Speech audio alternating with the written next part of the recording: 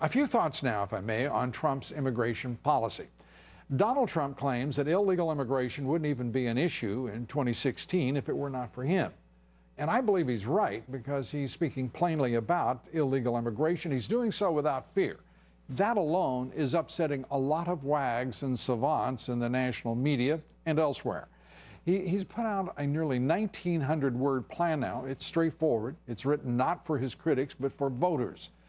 Trump insists that Mexico help pay for a wall on our southern border. He suggests that money come from higher fees on visas and border crossings and those remittance payments Mexican nationals make to send money home.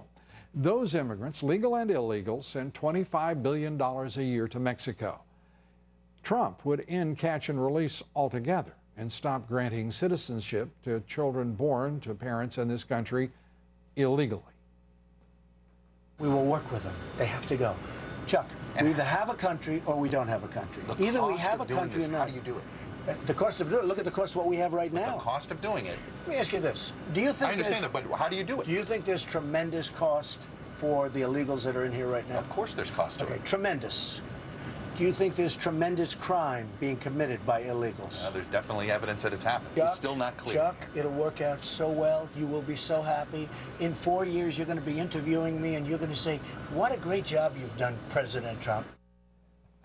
Well, most importantly, and by the way, I've never heard Chuck Todd ask President Obama why he is doing as he is with illegal immigration.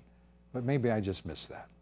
But most importantly, Trump says that he would put American workers first in order to improve jobs and wages, prioritizing Americans ahead of H-1B visa holders, half of which are issued at the lowest possible wage level, not for the most sophisticated and highest educated workers that are brought into this country, and instead replace the J-1 visa program with a jobs program for our inner city youth.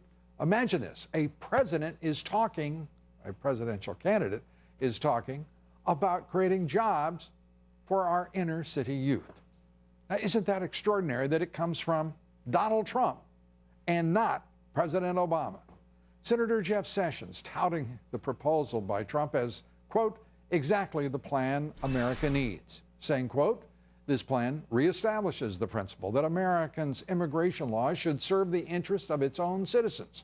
For too long, immigration reform plans in Washington have served the special interest at the expense of working Americans, end quote. With both illegal and legal immigrants making up now more than 13% of this country's population, we need a plan that puts the national interest, American workers and American families, our middle class, and all who aspire to it first. In my opinion, the Trump immigration policy is a beginning to meet those requisites, and Trump was correct. Nothing resembling his plan and policy values would even be in discussion in the GOP presidential primary campaign and debates were it not for his candidacy. Trump is not only the frontrunner in the 2016 polling, but he is now beginning, it seems, to set the policy agenda for all the GOP candidates and their campaigns. It just might be that those two realities are related.